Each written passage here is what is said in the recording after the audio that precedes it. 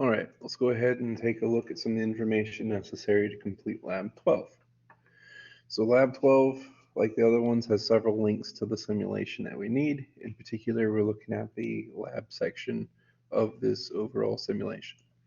Okay, so I've gone ahead and pre-built the other more complicated setups just to save some time. But for the very first thing, what we want to do, one battery, one light bulb, absolutely most simple setup we can make for a circuit. Okay, so we've got current running through, we can see, and we've got light being given off. We can see higher intensity. This has longer rays coming out from the light bulb. And we're going to see the difference in that in just a minute. All right, then to measure the amp, so amp meter, uh, we're going to run through and find some values. So we want to find the current running through the light bulb. So the nice thing is we can take this, just put it on the light bulb. And honestly, because it's a simple, very simple circuit, it's the same anywhere along. So through the light bulb, we see 0.90 amps. We can confirm that through calculation because if we click on this, we can see that it has a 10 ohm resistance. And even though this looks like a AA battery and should technically probably be 1.5 volts, it's listed as 9 volts in the simulation. Okay, so if we go to find the current from that, from Ohm's law, we have V equals I times R. And so if I want current, we can rearrange that slightly, and I is equal to V over R. So from our battery, we have 9 volts. From our light bulb, we have 10 ohms. And then the current is measured in amps. And so 9 divided by 10 is 0.9. So that matches what we measured from earlier. Okay, so now we want to set up and see two light bulbs. And now if you have two light bulbs, there are two different ways that they can be set up. They can be in series, which just basically means one right after the other, or they can be in parallel, where you've got different loops and basically multiple circuits kind of built together. One of the things I want you to notice is that in series, you've got the same battery driving through both of these, and so it increases the resistance, and the little light rays are shorter. Notice one light bulb compared to two light bulbs here. Now, the weird thing that happens about being in parallel, which we're going to talk about more a little bit later on, is that they're going to have actually the same current running through the light bulbs. Each circuit almost runs independently of each other. It's almost like it's duplicated. Because if you compare how long these light rays are to the original ones, they're the same. Whereas compared to this version, these are clearly a lot shorter. So we're going to work through that information. We're going to see what's going on there, and we're going to confirm that a couple of different ways. All right, so before we get too far distracted looking ahead, let's look at the particular example we're supposed to be on here. We want to find the current running through a light bulb. And so, because it's in series and everything goes in order, we actually have the same current around anywhere. So you could pick either light bulb. You have 0.45 amps this time. And if we want to think about why that's happened, I don't think we'll have to work too particularly hard. What's going to happen, we have the same battery, is that now our resistance has changed. So that battery is basically trying to power through more light bulbs now. And if we're in series, so our resistance in series, you take each of your separate resistances and you just add them up. That means in our case, one light bulb at 10 ohms, another light bulb at 10 ohms will give us a total resistance of 20 ohms. And you might already see where this is going, because now that I know that my resistance is 20 ohms, I still have 9 volts of potential running through my circuit. And if the resistance is now more, then I'm going to get less current back out. So volts divided by ohms, again, just makes amps for current, and the 9 divided by 20 is 0.45.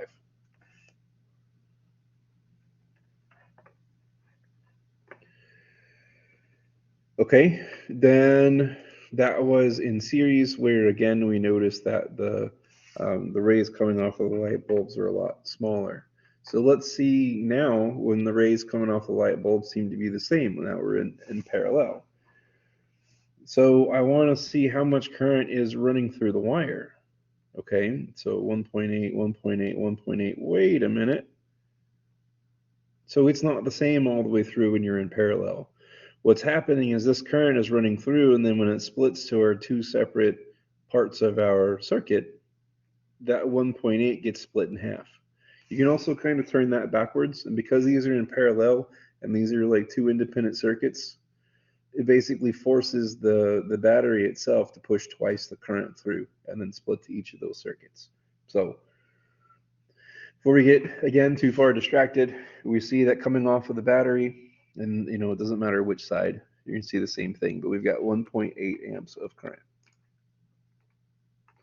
The reason this happens is that the resistance that we see for being in parallel is a really strange process. A portion of the current's going to go in one direction, a different portion of the current's going to go in the other direction. And this is slightly simplified because they're the same size resistance. One light bulb's not bigger than the other, but we do still have a little bit of a complicated setup. So we see that we've got 0.9 amps running next to one of the bulbs and combines to be 1.8. So again, I hope we see where this is going. But we have this very weird property that's gonna to show it. So if we're in parallel, instead of just adding the resistances together, we add together the reciprocal of the resistances. And like I said, it's a strange process. It's not too tricky. As long as you have a calculator, it'll handle any weird numbers that might pop up. But if we are looking for the resistance in parallel, then you take 1 over R1 plus 1 over R2. And this relates to the fact that a portion of the current runs across this resistor and a different portion of the current runs across here. One little thing, we don't find the answer directly. So 1 over that total resistance for parallel circuit is equal to the reciprocals. And so we've got a lot of fractions that pop up. So let's see what we can do with this. All right, so 1 over R for the answer we're looking for is in this case 1 over 10 ohms for the one light bulb plus 1 over 10 ohms for the other light bulb. And so technically we end up with 2 over 10 ohms, which is the same as 1 over 5 ohms. And be careful because the ohms is actually in the bottom of the fraction here. Then our final step to fix this, because this is the reciprocal of what we're looking for, then we can take the reciprocal on both sides, basically flip it all around. We get R over 1, which is now just R, is equal to 5 ohms over 1, which is now just 5 ohms. So it's weird that being in parallel, if you've got more resistors, then overall your total resistance actually goes to a smaller number. And that's why we saw something weird a minute ago. So there's the total resistance. It got smaller because it's in parallel. And then finally, to finish the calculation from over here, we still have the same 9 volts from the battery, but now because the resistance has gone lower, that's going to give us a current of 1.8 running away from the battery. From the individual light bulbs, this gets split and each light bulb sees the same current. So our total current there is 1.8 amps. But for each individual light bulb, it's like an independent circuit again. So I equals V over R. For one light bulb, it sees 9 volts from the battery. The resistance from one light bulb is 10 ohms. 9 divided by 10 is 0.9. V divided by omega is A, because the units are all strange. But it looks weird, but it works, right? So each light bulb, 0.9, off the battery, 1.8.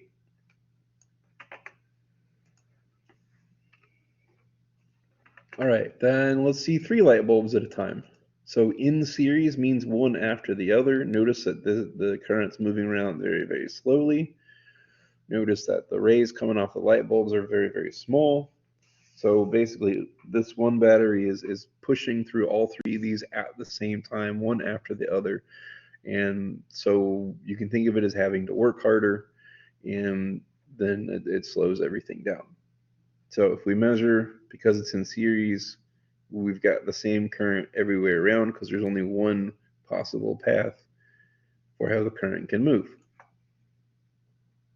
So at the battery, at any of the light bulbs, any of these see 0.3 amps. If we want to calculate that to see why, then we want to make sure that we're paying attention to the fact that we're back in series.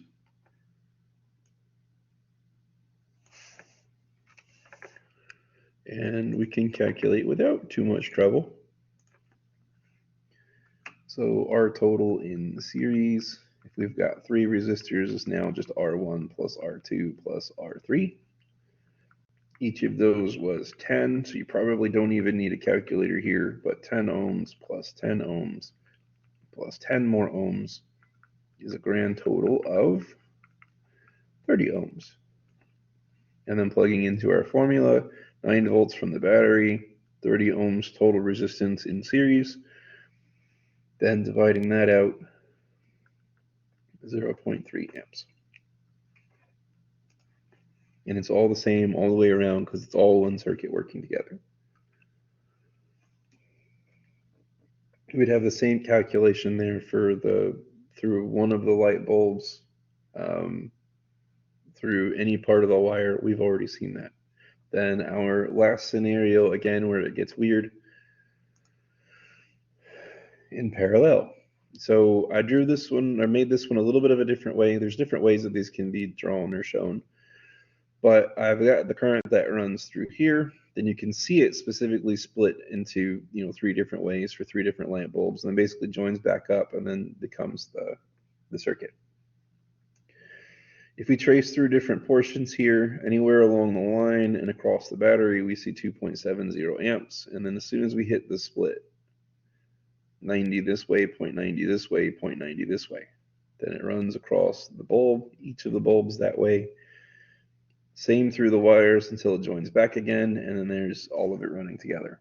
So basically the 3 separate circuits from being in parallel like this are forcing the battery to push more current around, and then it splits between the different paths. Okay, so let's read through and calculate some stuff here. So coming off of the battery, 2.7 amps. So more current than we've seen yet. If we're running across one of the light bulbs, 0.90, which was the same as what we saw in 2 of these parallel, and then also the same as what we saw with just the single bulb. So again, you look at the length of the rays, run through, check the current, you can see that these are running the same way. When we try to figure out what's happening running through the lines in the main part though, then we have to look at this. Okay, if there was just some resistor in the middle, one resistor instead of these 3 in combination, what would that thing need to be to make the rest of the circuit behave the same way? And that's what we're trying to calculate here, and where we have that weird formula again, because a portion of the current runs through the different sections and makes us have to work a little bit harder to get an answer. Okay, so back in parallel, then remember that it's the reciprocal of the answer we're looking for is equal to the sum of the reciprocals of the different resistors, because a portion of the current runs through each different spot depending on that resistance. Now, this is simplified very slightly because of the fact that all of these are the same. So we'd have in each case 1 over 10 ohms plus 1 over 10 ohms and 1 over 10 ohms. And so technically we can simplify here, which is often not possible, but will work. We've got 3 of these, so this technically makes 3 over 10 ohms. Then ohms are on the bottom. Also, this is 1 over that resistance that we're looking for. So we need to remember to take the reciprocal and flip it back. And so technically our resistance is 10 ohms over 3, which, looks a little funny, but we can take 10 divided by 3 and then say that this is about 3.333, so on, ohms. Okay, which is great, because now that we've found the total resistance in the circuit, again, we're just pretending that if we replaced all of this with one other resistor, what would it need to look like? Then we can run through and calculate. So we've got the same 9 volts. Our resistance now, because there are 3 of these in parallel, the overall resistance has actually gone even lower, which I know sounds backwards and strange, but just think of it as having more paths for electricity to run through, so overall it is easier for it to move. Then that's going to give us 2.7 amps running through the wire. Then to come full circuit with all the weird stuff, an independent bulb in parallel is going to act like it's the only thing in the circuit. So if I wanted to confirm the current running through one of the bulbs, then I would do one of these formulas again with a 9-volt battery and the 10 ohms of the single light bulb. And then that works itself down to be the 0.9 amps that we've seen before. So it's weird, but it works. Through the entire circuit, through the big part around from the battery, 2.7 amps. Each individual bulb, in this case, because they're all the same size, has 0.90 amps. If you add those up, you get the total, and it all works out. And that's